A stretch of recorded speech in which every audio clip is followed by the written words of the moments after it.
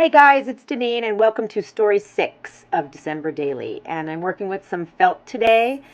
This piece of felt measures about 5.5 inches by 2.25 inches. I'm going to fold it in half. And I made this little template here because I'm making a Christmas tree. And this is, I guess, one of the branches on the tree. So I'll place it on top of the felt, and then I'm just going to hold it there in place with my finger, and I'm just going to cut around it. And I'm not looking for perfection here. I'm just kind of freestyling it, I guess. And this is something I've been doing for actually a couple weeks now. I'm making a Christmas project, and you'll see in the upcoming video that it is a tree. And so I decided to try some pieces inside of my album. So again, not looking for perfection, just kind of trimming the edges off here.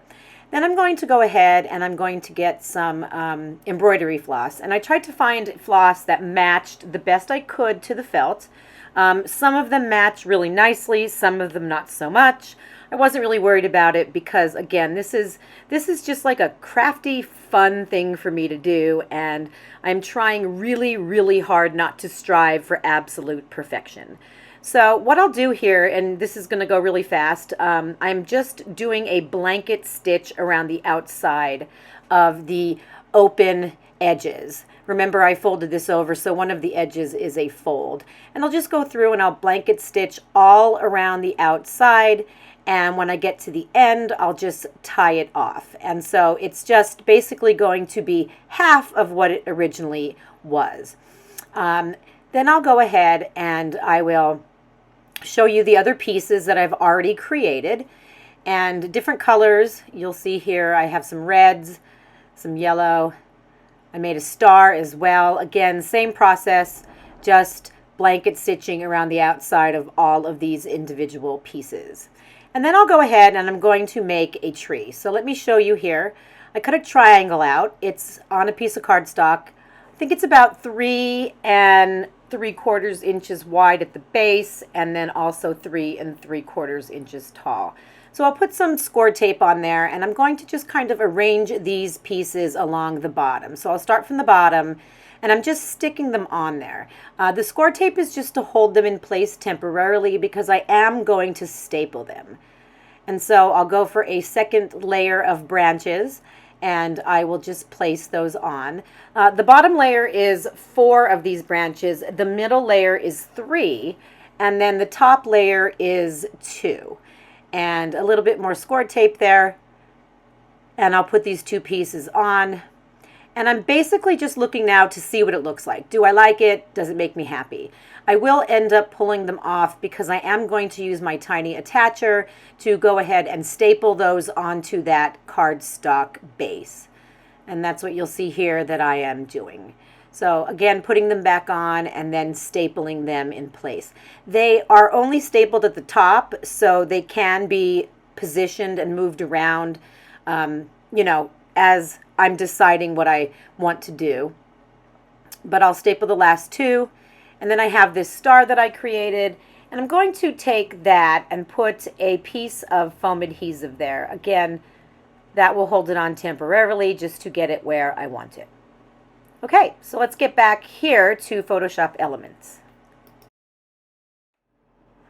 I just want to hop on to Photoshop Elements super quick, just in case somebody asks this question.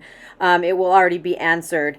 This is one of the 4x6 prompt cards from the December Daily Main kit, and I am resizing it because I don't want it to be 4x6. I actually want it to be 6.5 by 5.5. So I just wanted to show everybody how I do that.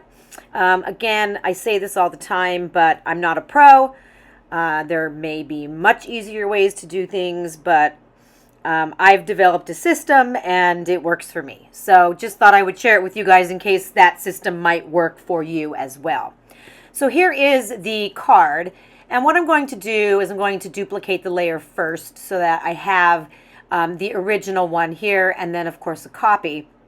I'm going to go over to the background, and I'm actually going to fill it. I'm going to fill it with white. Because I am going to end up expanding that background. And I'll do that by going up here to Image, Resize, Canvas Size. And instead of the width being 6, I want it to be 6.5. And then I want the height to be 5.5. So I'll go ahead and commit those changes, and then you'll see how, and I'll zoom out so you can get a good idea. You'll see how the card, the background copy layer, is now smaller than the canvas. And then I'm just going to select the background copy. I'm just going to move it up here to the corner. And I'm just going to start enlarging it until I get it all the way over to fill up the whole 6.5 width. And then I'll let that go and commit the changes. And now I have this area down here that I want to fill, and obviously I want it to match with this area here. So with the background copy selected, I will go to my rectangular marquee tool, and I'm just going to choose a chunk. And once the marching ants are around the outside, I am going to go Layer, New, Layer via Copy. And now I have a piece that I'm going to drag down to fill the bottom. Oop, moved it over a little bit. And there you go. So you can flatten this if you want to. You can leave it as is. If you want to go ahead and start typing with your text tool, you can go ahead and draw your text box. And then you can select your, down here, you can select your font and the size and the leading and the tracking and all of that stuff.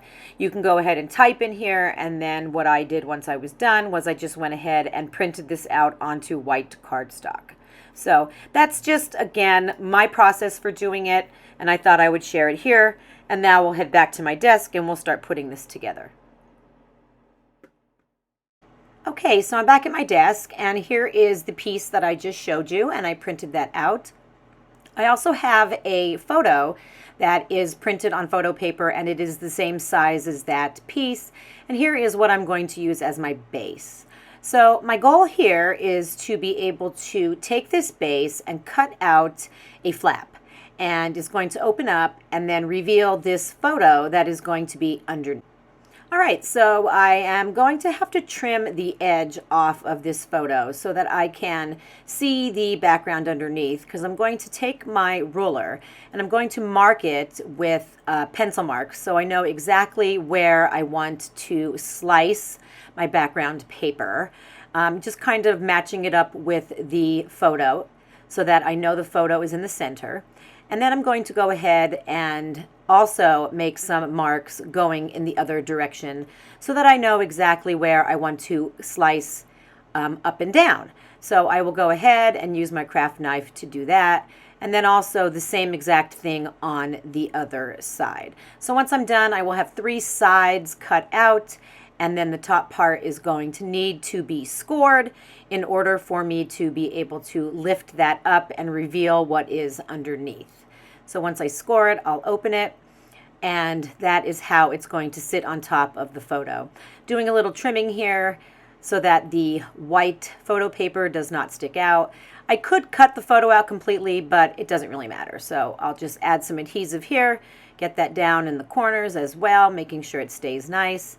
And then I pull out my typed journaling and realize that I did not size it correctly. So I pulled out the file again on Photoshop Elements, and I went ahead and I fixed that.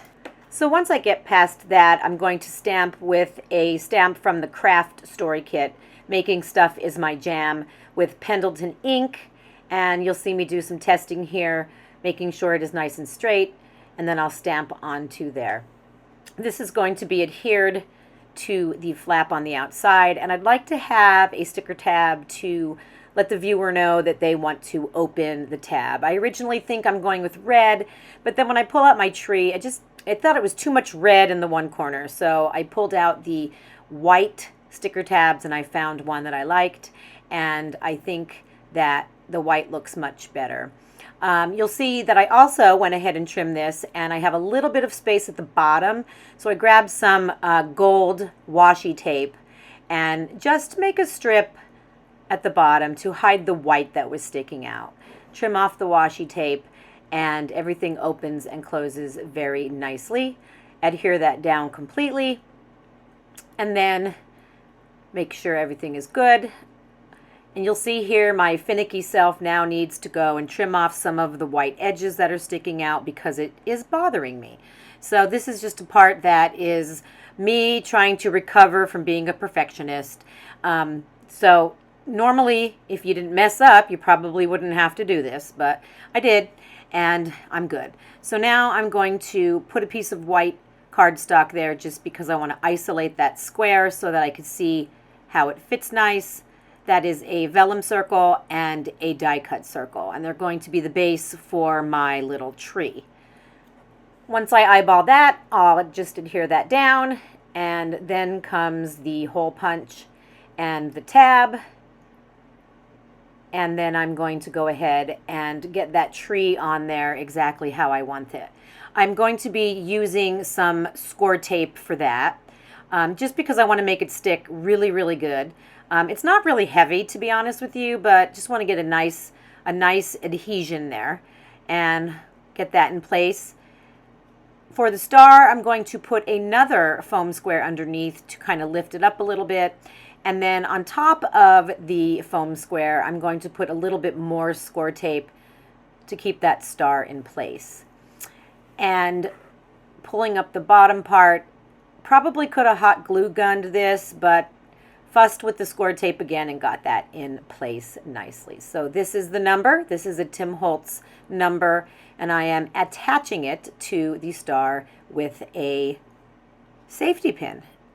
And so I think it looks really super cute, and I like all the bright colors on this so very much. All right, so let's take a look at how everything turned out in my album once I am done here. So here you go. Surprisingly, I did not make any changes because I usually do, but I do like the way it turned out, so I didn't mess with it any further. I think this is really, really fun and colorful, and I like it on top of the green.